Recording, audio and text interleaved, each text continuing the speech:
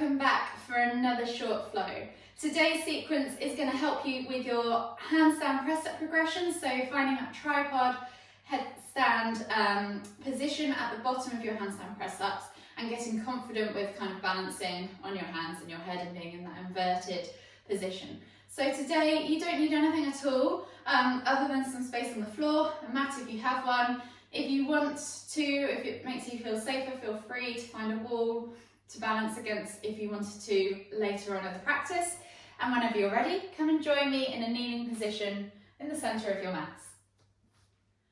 So we're just going to make sure that we really warm up our wrists and our shoulders well before we begin this, before we begin progressing into the handstand variations.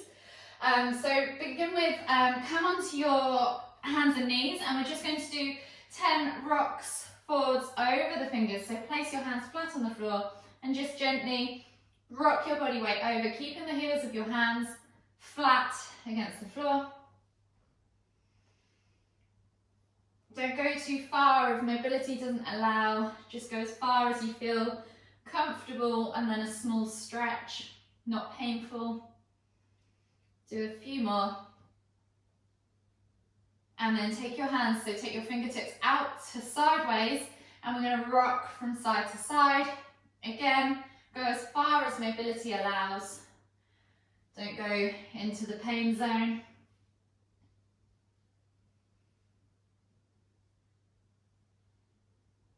And then take your fingertips backwards towards your knees. And again, we're just going to rock forwards and back. Again, trying to keep the heels of your hands on the floor.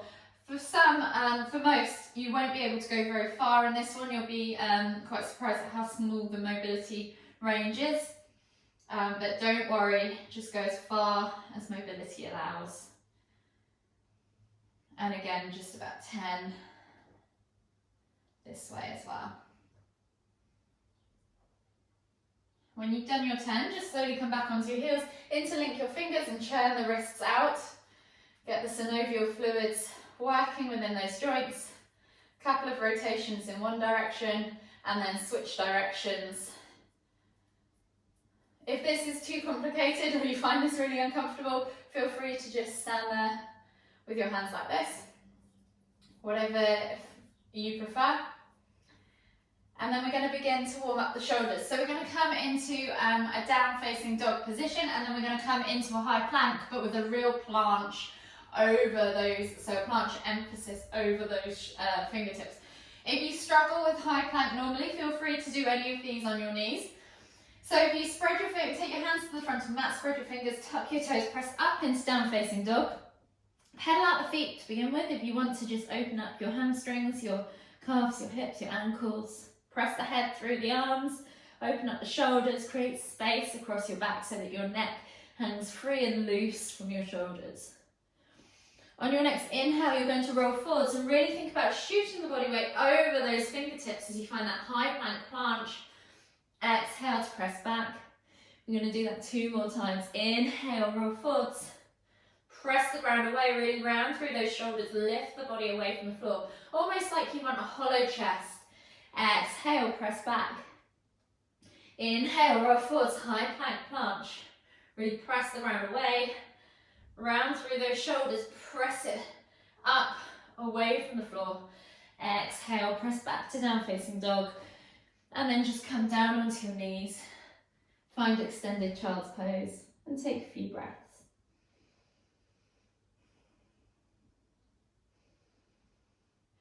So I'm just going to take a moment to guide you through the setup of a tripod headstand. So you're wanting, the clue's in the name, it's a triangular base. So your hands need to be shoulder width apart and your head needs to be just in front, not between the hands. You need this triangular shape to give you the stability at the bottom. So your hands are kind of, they're not flat on the floor, you're kind of gripping the mat with your fingertips and then pressing down through the knuckles. So think how your feet sit on the floor, they're not completely flat. You need that little kind of bit of gap underneath to find the stability, and then you'll be able to use the hands to kind of help your balance as well. With the head, you're placing the crown of your head on the floor. Just be careful of your neck in this. If you have a sore neck, please don't do this. It is a bit less stable than the supported headstand, or less safe for the neck because you've got more direction in which to go in when you fall. So, which brings me on to the next point. If you're going to fall, always try and tuck the chin in towards the chest and roll, as that's the safest way to do it. It's not too far, you shouldn't hurt yourself, as long as you always tuck and roll that head under. So we're going to find that nice tripod position. So hands are on the mat, gripping with the fingertips, don't forget, and the crown of the head is just in front of the hands in that position there.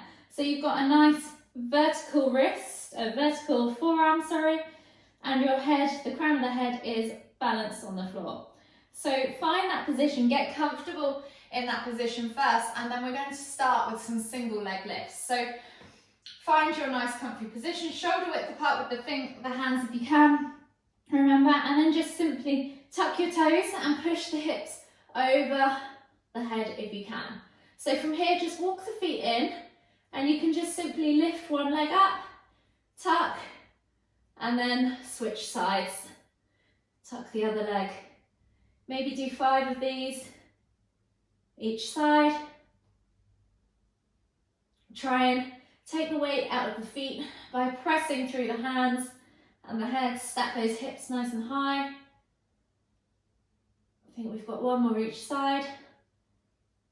And then come back down and relax.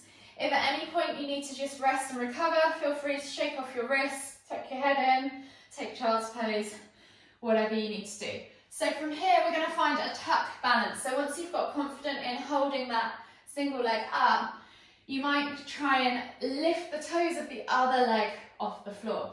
So you'll come into your tripod position again. Find your setup, walk the feet in so your hips are stacked above your head. Tuck one leg up, really squeeze that leg in and see if you can lift the other foot off the floor. And then let that other leg come down and switch sides and lift. Maybe just try 3 of these each side, alternating. Getting comfortable with being upside down, and then just come back to a kneeling position. Take a few breaths, and then we'll try a full tuck balance. So from here, you can either use the back of your arms to stack yourself up. It's a bit more stable because you're not having to hold your legs up as much. Or you can try and keep your legs tucked in towards your chest, wherever you need to be. So I'll show both of them to you, and then you can have a little practice, maybe stop and pause the video after this demonstration. So come into your tripod setup, walk the feet in, stack those hips. So if your bum is not above your head, you're not going to find balancing on your head very easy. It needs to be a nice vertical position. So option 1, bring your knees up to the back of your forearms and just leave them there. Option 2, squeeze the knees in towards your chest and engage more of your core to keep the legs lifted. When you've found whichever position you're comfortable in, practice it a few times again. Come back down, take a rest, and then you can start playing with a full tripod headstand, so working your way up with straight, nice legs. So come into that tripod position. You're going to come into the pose exactly how you did for that leg tuck balance. So walk the feet in, find your tuck position. Maybe it's here, maybe it's here, and then start to extend the legs. So keep the knees together, extend the legs, squeeze the glutes, squeeze the inner thighs, point the toes, be active all the way from finger to toe, and then slowly come back down, lower, plant the feet, come back down, and just take a moment in extended child's pose to recover. Relax off the shoulders, the neck. Take a few breaths, and then we're going to switch over onto our backs. So have a go with all of those progressions and variations. When you get more confident, you can then start to play with leg positioning and shapes with your legs and your feet. You could even start to play with taking the hands out wider, or even other variations where you might use only one hand or whatever. But they are very progressive options, so Get comfortable and strong with this first. Don't push yourself, because remember, your neck's very important. You don't want to break that. So just to cool down, come down onto your backs in a supine position. We're going to take a shoulder stand. So shoulder stands just help relieve the pressure of the neck, because we've just compressed your vertebrae down into each other. So we're going to stretch them back out. So make sure your neck's nice and long, shoulders away from the ears.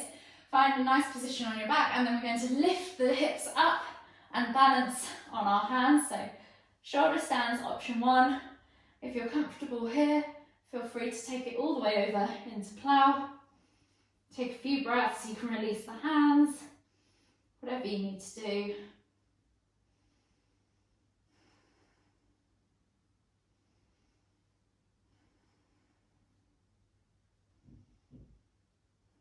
And then slowly, when you've taken sort of 3 to 5 breaths, roll back down onto your backs. Bring your knees in towards your chest. Hug them with both arms, rock from side to side. Maybe take a few window wipers. So take your hands out to the side in a T-shaped position, palms facing down. Glue your shoulders into the ground. Balance your toes on the floor, lift your heels, and then just drop your knees from side to side to cool off the lower back. Unravel the spine. Release any tension.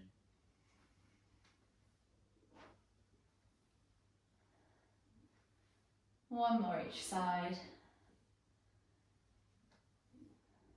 And then if you want to take a mini Savasana to finish, feel free.